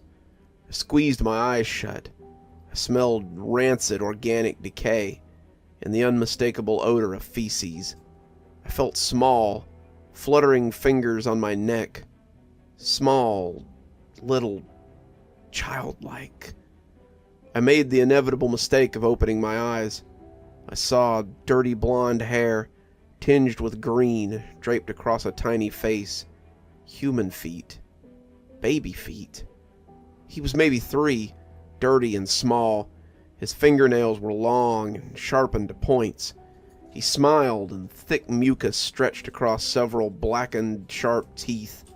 He was missing some, but what remained were crooked, stained and diseased, stuck in purple, rotten gums. Instead of chubby, rosy cheeks, he had hollow, sunken gray skin.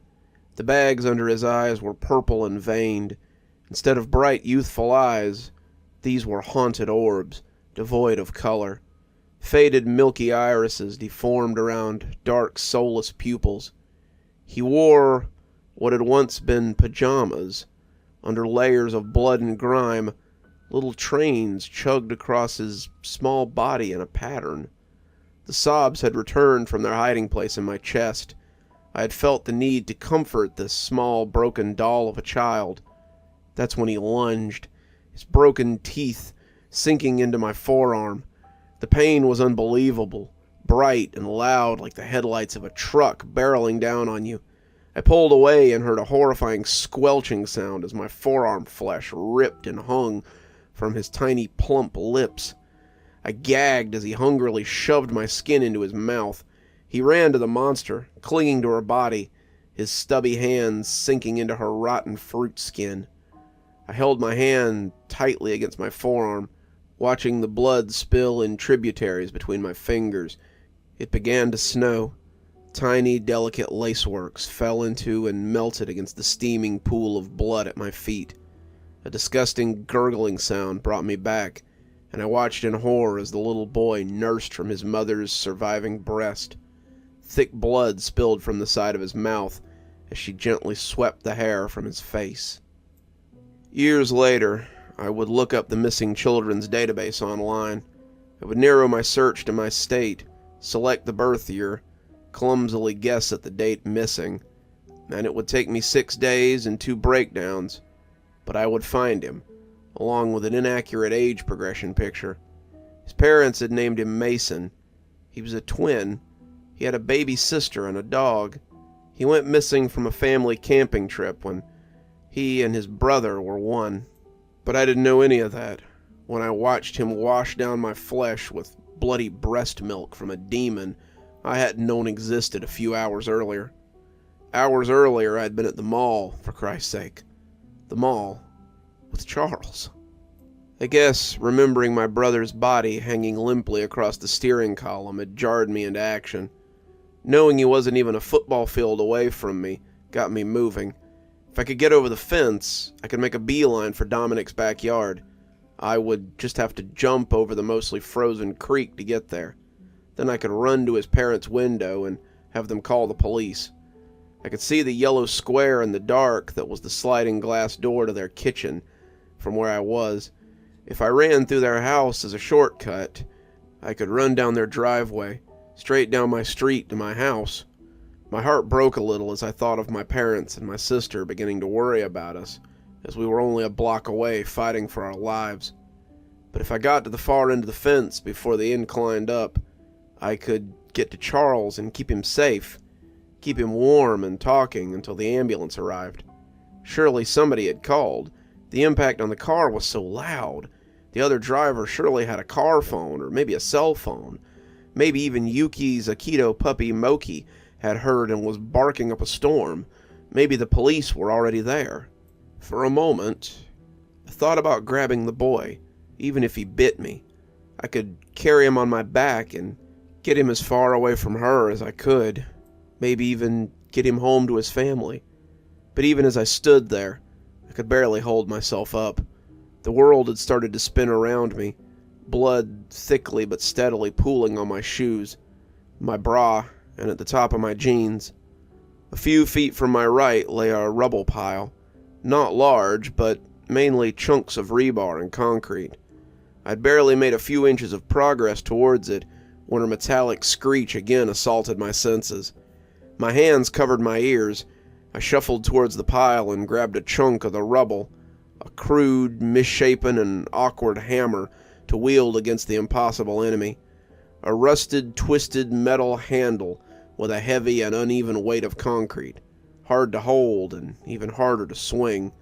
But it was all I had, and I knew it only had to get to the weakest part of her. I only had to incapacitate her long enough to get within earshot of Dominic's house. It couldn't be much past 10 p.m. Someone would have to hear me. I gripped my shoddy weapon tightly to my chest with both hands and felt her swoop down violently as I dove for a cement tunnel, her empty-handed dive throwing her off balance.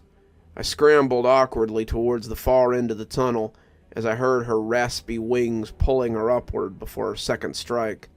Instead of waiting for her to cut me off at the tunnel, I ran as fast as I could, darting from the opening and towards the sickly sweet smell of her nest. The only thing between the fence and me was a bloody baby boy. Blood swirled in my mouth, and a gritty, sharp feeling forced me to spit. I don't know why the image of my tooth and my hand covered in blood triggered a response in me, but it did. I knew I was dying, not just that I was going to die, that this monster my parents had never imagined in their worst nightmares would take their daughter away forever, and they would never see my body or have anything to bury, but that I currently was actively dying. The damage to my ribs, my lungs, my spleen, my arm would kill me if the blood loss or hypothermia didn't do it first. I knew I was dying, and it turned me into a monster too. I ran, not straight for the fence, but for her nest. I could hear her above me, barreling down. I ran right towards that little boy and swung a 20-pound chunk of concrete down on his tiny hand, smashing it to the ground. The sound he made wakes me up at night sometimes. His screams were animal-like, and dropped my weapon to cover my ears. The rusted metal scream from the sky crashed down like a bomb, and I ran. I didn't look back. I ran to the fence. With all the strength I had left, I pulled myself up, shoving my foot into a diamond-shaped hole made by the chain link. I'd hopped 1,000 fences this way in my life, and to this day I'm grateful I had the experience. My bleeding hands found the frozen horizontal pipe at the top of the fence, and groaned in pain as I hefted myself over. All the fence-hopping experience in the world wouldn't have made climbing with shattered ribs and bleeding flanks any less impossible, and I could only crash to the ground. Both ankles jarred into the frozen ground, and my scream stuck in my throat, caught on blood and bile, escaping only as a choking sob. Her violent, crazed screams were still on the ground as she tended to her baby. I didn't let guilt slow me down. I ran as fast as I could for maybe 6 feet before my ankles gave out. Dominic's house was all I could see, a tunnel of black closing in on my vision. I never looked back. I gripped my fingers into the frosty ground, pulling myself up. I hobbled, sprinting towards the dark field. The night sky above me swirled with snow flurries. My busted, bloody fingers fumbled at my jacket zipper. I could see the flickering blue glow of the late-night TV coming from Mr. and Mrs. Rossi's bedroom. The tunnel grew smaller, and I could see less and less.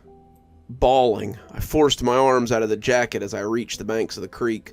Dominic and I had spent summers of our childhood testing the width of the creek along its entirety, and I knew that the bend behind his house was not jumpable. My toes slipped over the crest of the land, and a razor-sharp talon slashed at my hands.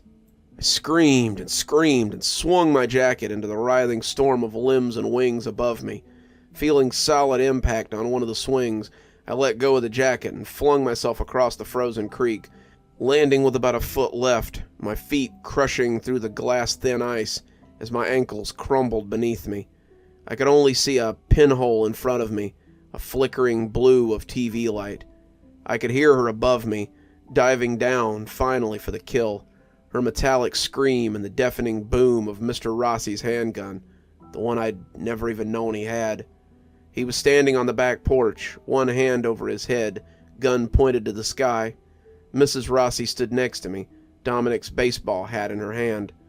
The last thing I saw was the golden warm glow of the Rossi's kitchen, and the pinhole closing as the world darkened around me.